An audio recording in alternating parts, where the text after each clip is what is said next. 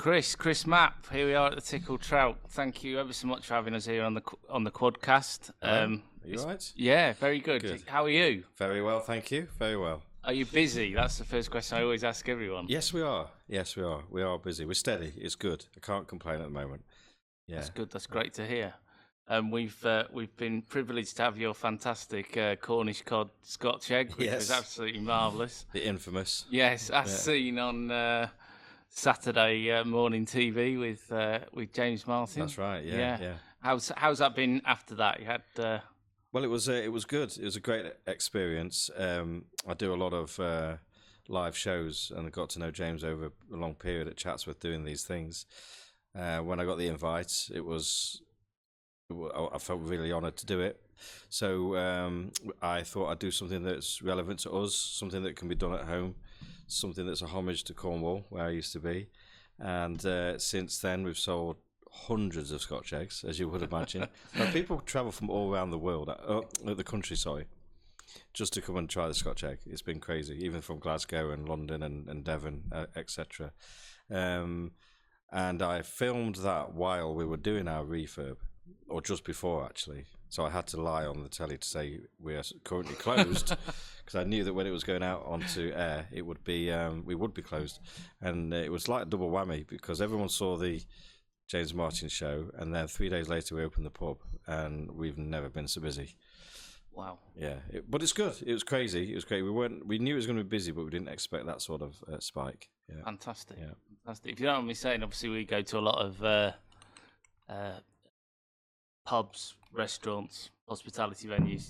The fit out here is absolutely superb. We're here in your conservatory, would you call conservatory it? Orangery, yeah. It's absolutely superb, isn't it? The job you've done is lovely. It's lovely and light. So we've tried to just give it a new lift, a new look. We've put carpet down where it used to be wooden floors before, done all the furniture differently, changed it round, got some new in vogue colours like the teal and the rusty colours of the furniture. Some people say it's a little bit Ivy-esque, and that's good. I'm happy with that, and we've gone a little bit more sort of the vintage style. Yeah. Do you think that's important in the trade at the minute, to sort of not reinvent yourself, but stay ahead of the game? Ahead of the game. Yeah. It was either I knew something needed doing. I knew we needed to start doing something that was to give us a bit of a fresh look. But it was either liquor paint here and there, and nobody really notices. So we had to go gun-ho on this. It had to be a pretty significant change. So along with the bar as well and the lounge, we've done some things down there, but mainly this end and the bar, quite a large alteration. And as a result, it gained a lot of interest again of people that might not have been for a while, to get them back in. And then when they come, it reminds them how good we are, and brings a new lease of life to us and the whole building basically. And also the staff are proud. Yeah, quite. The staff are proud to work here. They've seen the effort that's gone into it and the reinvestment, and they are super proud to be part of it as well, because I made them part of the journey all the way through. Yeah, that's fantastic. Yeah. So you said it took 10 days. Was that a little bit challenge, Annika? Kind of, yeah, you'd think so. But actually, because we'd planned it so meticulously for about 2 months beforehand, had a really good team. They were from, the company's called Concord from Doncaster. Right. And they're very good. They know the fit out really well. They know how to do lots of pubs. They've done a lot of them. But actually, they didn't work like overtime or anything. They do 8 till 4 every day, and they just work relentlessly with lots of help, lots of local contractors that I know that I wanted to employ. And they obviously know me well, so they were in and did all the jobs really well. So yeah, it was very smooth. Yeah, I was quite surprised. Excellent. Yeah. Okay, we have to. I've just finished building a house after 3 years, so it's a bit late for me now. But it certainly wasn't that smooth. I could have had Kevin McLeod around quite a few times, I think. When we came into the car park, we saw the most amazing thing, which was your delivery from your farm, 800 yards up the road, with some of the best lettuce I've ever seen, certainly, and other such vegetables. That's quite a terrific thing. Sustainability, is that something that you pride yourselves on? Is that something that you see as a necessity for the business moving forward? Yeah, I think this word can be misused quite a lot by everybody. The word sustainability is out there at the moment, and everyone wants to see sustainability, but not a lot of people understand what it means. For me, it means that we have very local suppliers within a 20-mile radius, apart from the fish, because there isn't any oceans in Derbyshire, unfortunately. But that comes from Cornwall, and it comes overnight. So in terms of their sustainability, I know that my fishmongers are super sustainable. They only catch fish that's in season, and they only catch a certain amount, so they don't overfish. So we know that's good. They've got really high sustainability. The rest of it, here. So we have our local farm, my parents' farm. We've got the gardener who's doing all this stuff for us. We help by sowing all the seeds and deciding what we want in each bed. It gets delivered to us twice a week, and as you said, we've got. I mean, you didn't see the first part. We had chives, coriander, mizuna, wild rocket, all sorts of stuff that came to us, and chard. And so we use that all week. So not only is it sustainable, it just is so much better. It just tastes better. When Bob walked through the kitchen with the coriander, I could smell it before I even saw it, and it was picked 20 minutes ago, so it's not sat in a warehouse. So sustainability means, what does it mean? So he's come down here in a little Jeep. It's like, it took 2 minutes, so it's not been travelled all around the world or all over the country. Yeah. So the carbon footprint's a lot less as well.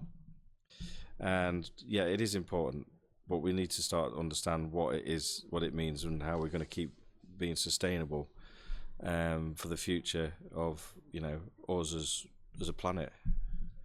I agree, and I think you just hit the nail on the head there. That the one thing that actually your 20-mile radius gives you is quality that you simply can't get. Yeah. If you're going to import beef from Argentina or whatever, it doesn't matter how good that beef is when it leaves Argentina. It can't be as good when it gets here. So it's got to be impossible. No, it's not, and it's also it's at a reduced price. So we don't apologise for having our prices that they are. They're not expensive, but they're not cheap. Let me say that. But it's because we use local products, local farmers. I can tell you exactly where the lamb, the pork, and the beef comes from. I know exactly which farms. And that's really important to me. And I've got a guys up the road that has just given us a load of strawberries yesterday from their strawberry farm. That's literally, I don't know, again, 500 yards down the road, big strawberry farm. They do pumpkins in the winter. I get loads of those. And yeah, these are the sort of little things that make relationships. And I think the most important thing about this business is making relationships as well. And you make relationships with lots of type of people, including yourselves. Yeah. And we are very loyal as well, so we work together. And I'm not the sort of person that would just drop a supplier because they've had a bad week. We all have them. It's about making relationships, working together, and that's really important. 100%. Just going back to your parents' farm up the road, you showed me a video of this amazing composter. Yeah. Which is incredible, which means that you don't have any waste from the kitchen here. That's right. So we are very strict on waste here. I am. I have sort of a saying that I taught to the lads. I said, I will go through the bins actually at times. If I think someone's being wasteful, I'll check, and I'll say, do you know how much waste that is? If instead of peeling the carrot tops, don't cut them off, peel them, because the carrot tops will eventually become wastage. And over a period of time, you've got 100 grams today. If you do that every day, you're going to have nearly a kilo by the end of the week. At the end of the month, it's like 4 kilos of carrots. That's almost a sack of carrots. Yeah. It's money. Yeah. And I said, you don't have Mr. Wastage that comes off the street with his checkbook that says, how much wastage have you got? Oh, well, here's a check for £10. Work like that. Wastage means money in the bin. So we're very tight. All our peelings used to go to the farm anyway, and it still does for the deer. So we give our deer sometimes the potato peeling, and then they enjoy that. Okay. But now it's all going to the composter, which is newly installed this week. Something we've been working on for about a year or so, and this amazing machine cooks the food overnight. That's the wastage from the and turns it into soil overnight. And it goes through a hygiene setting once a week where we can extract it, mature it for 30 days, and use in the ground. So then again, this sustainability thing we're talking about, all the vegetables that we're growing is now going to be used from all our waste products. Now the thing is, I'm very good at controlling waste in my kitchen, but I can't control the waste that a customer creates. No. So I buy the food off the supplier, I cook the food, we then serve the food again. So we reheat and serve. Yep. I've got chefs doing that cost me money. I then have food that goes out to the table by a waitress or waiter. That's cost me money. The customer then eats what they want, they leave some, then that costs me money.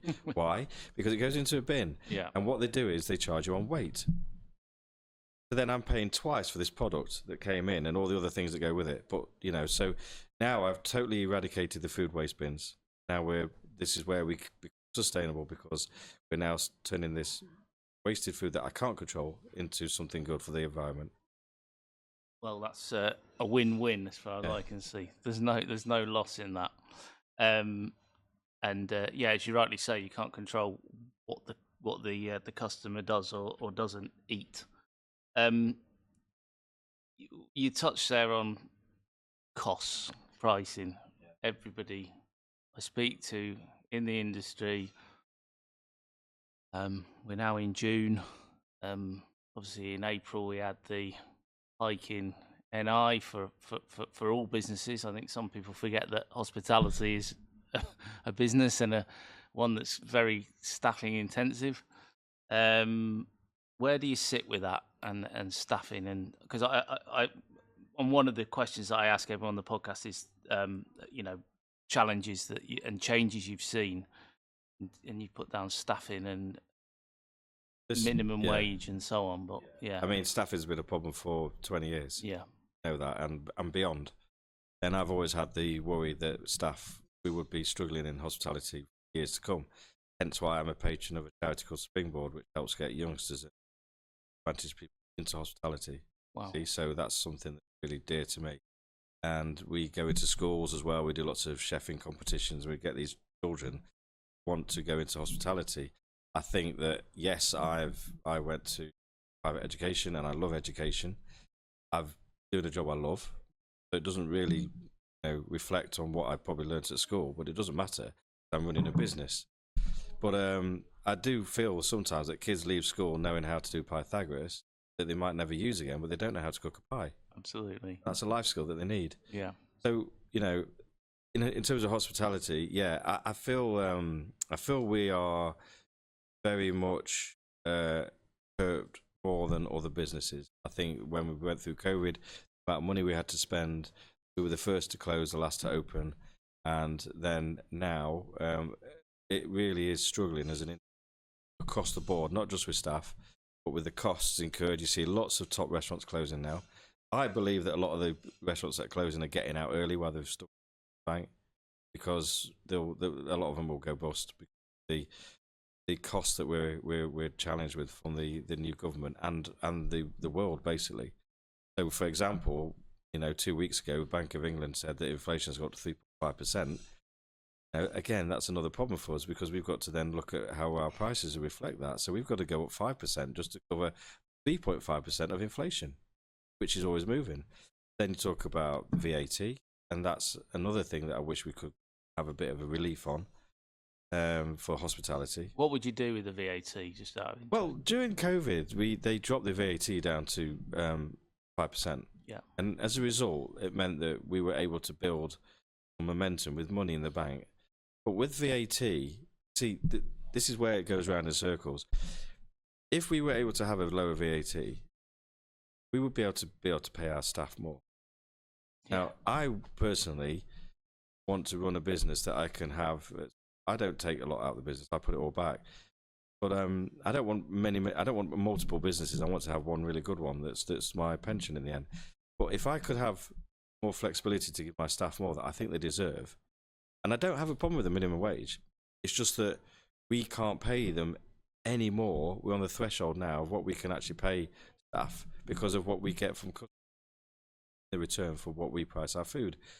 and beer, etc. So customers are at the point where they're thinking you're expensive when actually you're not. So I would really love to see a difference in that, so we can give it back to our staff. Now I think there would have to be some sort of legislation in that people aren't greedy. But for me, it would be to help incentivize people to work in the industry better. So it goes back to your question of staffing. How are we going to get more staff into the industry? It's by giving them a better remuneration, and by giving them better hours and a better quality life. So which is what we do. We give them the 4 days on, 3 days off. Really so good. Yeah, and a couple of evenings off as well, and they always get a guaranteed weekend a month. So it kind of balances out. So it's more of a pleasant working environment for them. They're not doing 80-hour weeks. We all have to have a work-life balance. So I just wish we could have a little bit more flexibility in that respect. I think that would be something that really could change. The minimum wage, okay, this is my theory on this, okay? I don't have a problem with the minimum wage going up. I really don't. I think people deserve more. Yeah. The problem is minimum wage is going up and up and up, and then all it's doing is making consumables go up and up and up. Right. So eventually we're going to end up like Sweden and Norway, where a loaf of bread's £5. Yeah. Because the minimum wage is going up, so everything else does. Now, when I have a joiner around at my house and I want to get him to make me a wardrobe, he'll tell me that it's £20 an hour. And he'll say, yeah, no problem, get on with it. If a chef walks in and says, I want £20 an hour, mate, that's far too much. But why is it? A joiner will say, well, I've done my qualifications, I've got all my own tools, I've done this all my life. And then the chef will say the same. So why should he be paid less for a dangerous job as well, in a kitchen with fire, hot oils and everything, all his tools and all his qualifications and all his education? Why should he get paid less than a joiner or a brickie? Well, and the other point is, I suppose, is that the joiner of the brickie probably goes home at 4 o'clock. They're not in the kitchen till midnight, at least, cleaning up and so on. Yeah, exactly. So there has to be a better reflection on that, I think. And I think if that's what we could do, if we were given a bit more leeway from the government to be able to give our staff better pay, then it would change hospitality overnight anyway, because people want to work in hospitality because they know they're going to get a good wage. So do you think that people see, you mentioned about Springboard there, which fantastic charity. Do you think that young people now see hospitality as sort of, oh, I'm not going to get a weekend off, I'm going to be working ridiculous hours, and I'm not going to get paid very much? Or are there other problems for kids not getting into the industry? I think that is a bit of a taboo. I definitely think there is. I think that could be one of the circumstances why some kids don't do it. I think they're under peer pressure, though, to go to university, get a degree, and go and get a different type of job. Yeah. I remember once when I had a young lad working with me. He was excellent, and one of the older clientele said, "What on earth are you doing here? Why aren't you at university getting a degree?" It's like, well, that's pretty offensive, actually. He's entitled to do this job, but peer pressure in schools, funded by going through school, A-levels and university, and for me, and I've seen it successful with my two stepsons and others, that an apprenticeship is probably the better way for any youngster now, because they get on the job learning, they get paid, they don't incur massive debts at university. You can still finish it with a degree. Yeah. So you still get the same. Yeah. But you got the experience. So you got a kid that's been in an apprenticeship for like 3 years, from the age of like 18. Then you got a kid that's been to university for 3 years, from the age of 18, who's got the most experience. One, that's the apprentice, and who's got the most money in the bank? Him. Yeah. Who's going to get the better job? The one with the experience. Because they all want experience in jobs. So it's that's what it is. It's peer pressure as well. I think children are sent down the wrong route because they have to go to university to get a degree. Now, I say to one thing in careers, talk a lot. I say one thing in careers that I say, look, when I decided I wanted to be a chef, I wanted to be a really good chef. I said, so what you want to understand is that you're a long time working.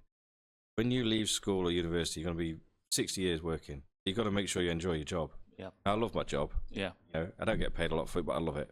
Okay, so one of the benefits is I come to work and I enjoy it. If you want to be a gardener, enjoy gardening. Let's just say a kid enjoys gardening, then go and be a gardener. Yeah, or be a bloody good one. Yeah, go and be the best gardener and go and create a business from it. But that's what I say to others. If you want to be a chef, then do it. Be a chef. It's going to be a long time working. If you're unhappy, then there's nothing worse. Yeah. For you, then, you didn't start off, though, as a chef, did you? No. So when did you realise that it was going to be like vocational in a way for you? So when I was a baby, grew up in a pub. Mum and Dad were publicans in Rochdale. Right. My dad then joined EMI, went down to London, then got a job at Sam Smith's. Yeah. We moved up to Tadcaster. So in all this period, all we've ever known as a family is hospitality. Yeah. Dad working the breweries. Then he moved to Mansfield Brewery, left and set up his own company called Tom Copley. Very, very successful. In the 90s, he was the first guy that did this 2 for $5 meals and just completely revolutionised the whole pub and dining. So it was in my DNA, let's just say. Yeah. I didn't want to follow the roots of my father. I wanted to do something different.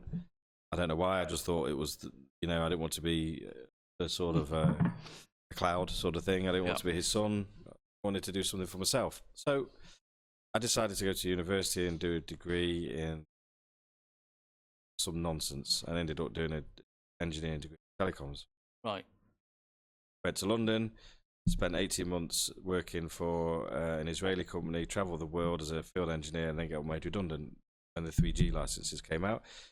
Then I decided, in the interim, by the way, I've been working in hospitality as a waiter. I've been going into kitchens. I started learning how to cook with some other people. When I was at university, I was cooking for friends and working in kitchens. So obviously, in the back of my mind, in my conscious, it was there all along. And then when I was in London, top chef in my local pub, 5-star hotel, said, "Look, I can see you're not working. Come and get some work and some money." At that point, when I got in the kitchens, put some chef whites on properly, I was like, yeah, I want some of it. And the rest is history. So I just went for it. Juice, Marcus Waring, where I met Paul Ainsworth. Worked at the greenhouse as well in Mayfair. Then went and opened number 6 with Paul, and then came back up here and opened the Tickled Trout. And you've been here, 11 years now? Yeah, 11, yeah. So it's just gone 11 years since we bought it, but it's almost 11 years since we opened, yeah. Yeah.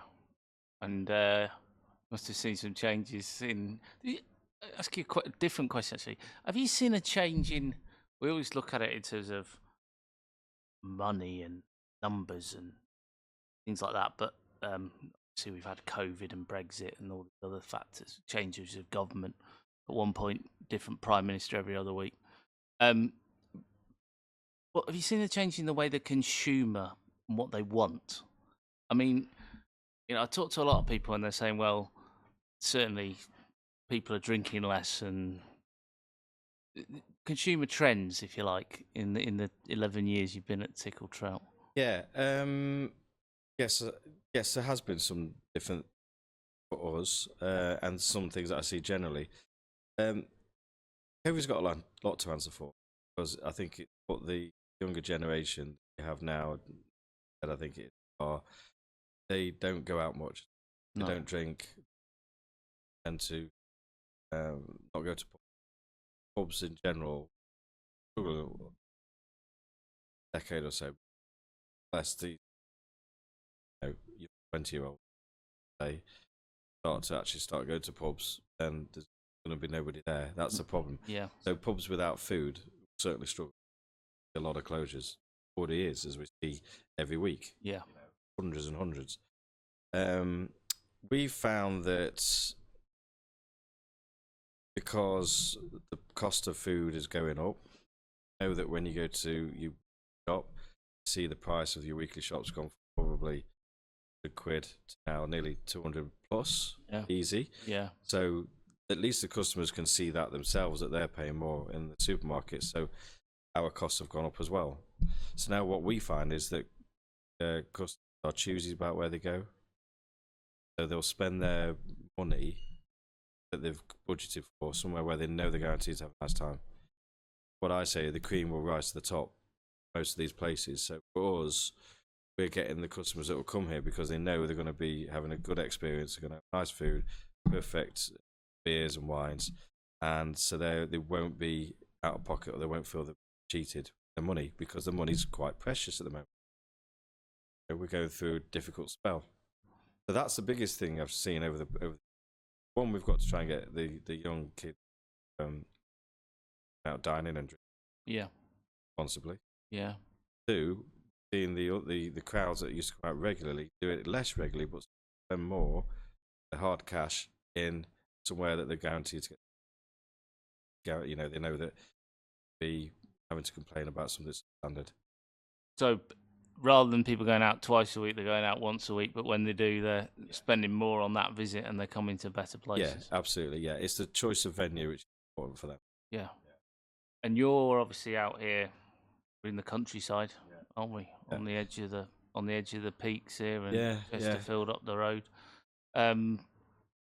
Does that present challenges different to, say, if you're in we hear the tales of woe about people in city centres with people working from home and things now. Well, exactly. I think cities and towns are struggling more than us. You know, we're a drive-to location, so I think that gives some appeal to people. They can get out of the house, they can drive to us. We're in a nice location. It's a nice journey to get here. Town, I mean, no disrespect to my local town, but I wouldn't open anything in the town because it's like a ghost town. Sad. Yeah. Because the heart's been ripped out of it. Like you say, there's people working from home, there's nobody living in the towns, we've just got empty shops, and it's a historic market town, but there's no way on earth I would put premises in. No, it wouldn't work. So out of town is always going to be the better choice. Yeah. And that's quite a sad thing, isn't it? Yeah. That someone who's got your experience and ability and such a great venue here, you wouldn't think about opening a place in your local town. That's kind of sad. What's next for the Tickled Trout, and what's next for you?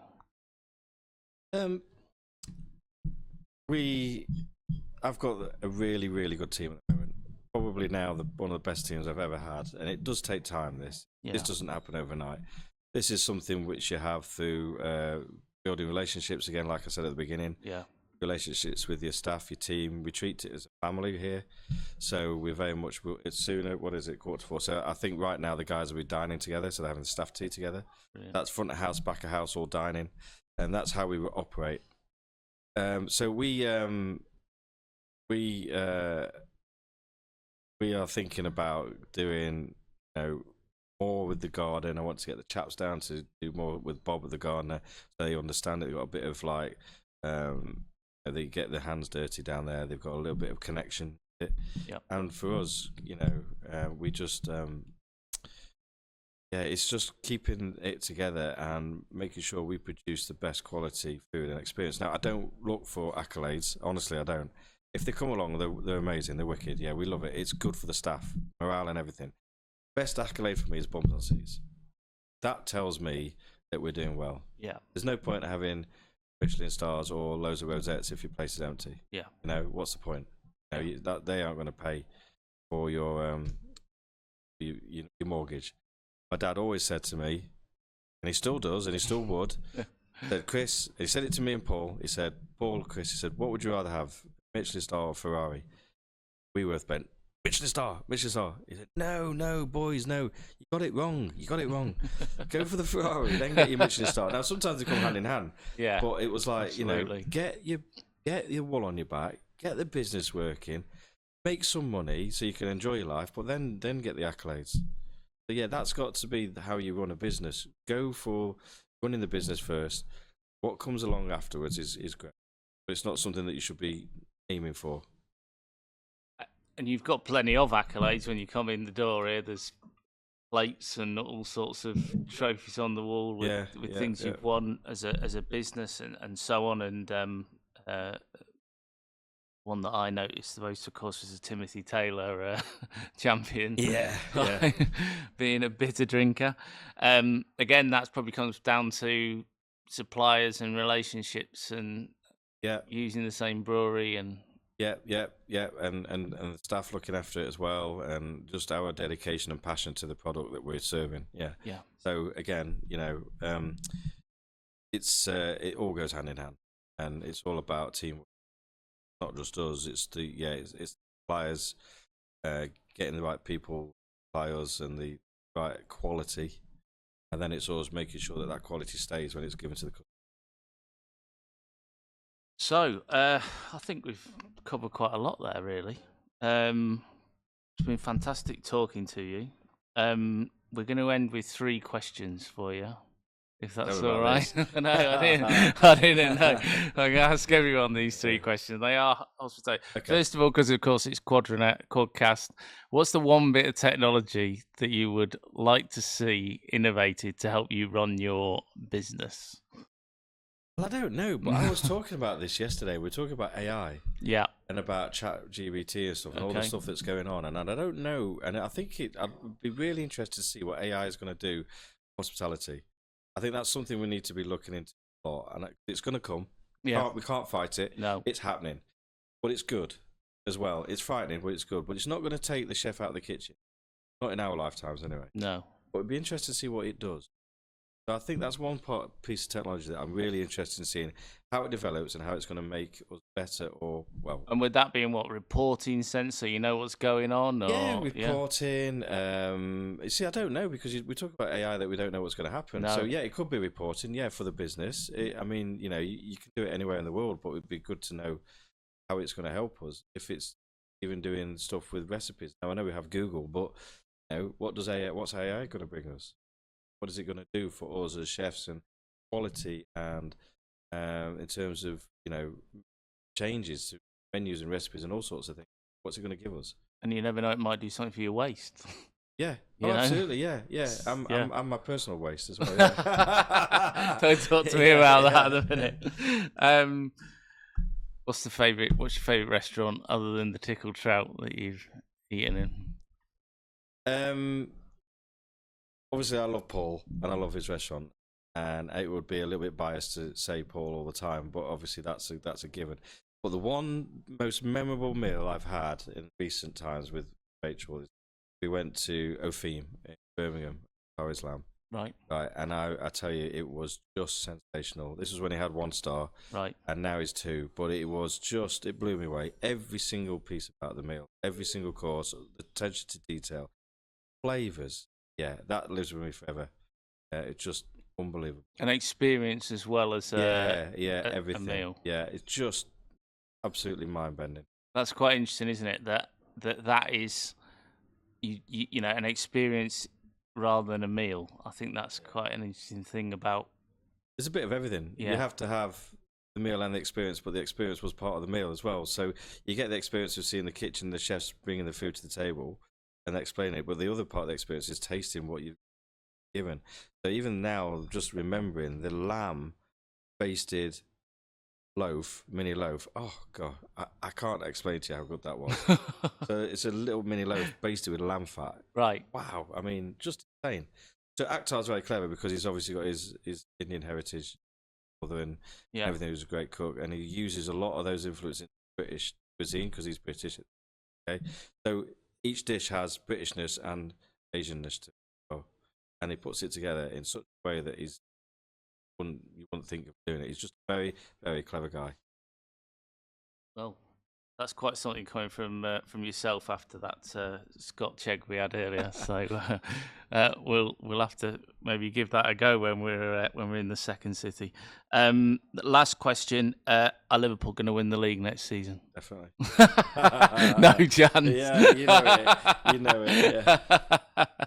Okay, Chris, Matt, thank you so much for having us here today. Really lovely to see you again, and all the best for the future. It's been great talking to you. Thanks, Sam. Thanks, pleasure. Thanks, Chris. Always. Thank you.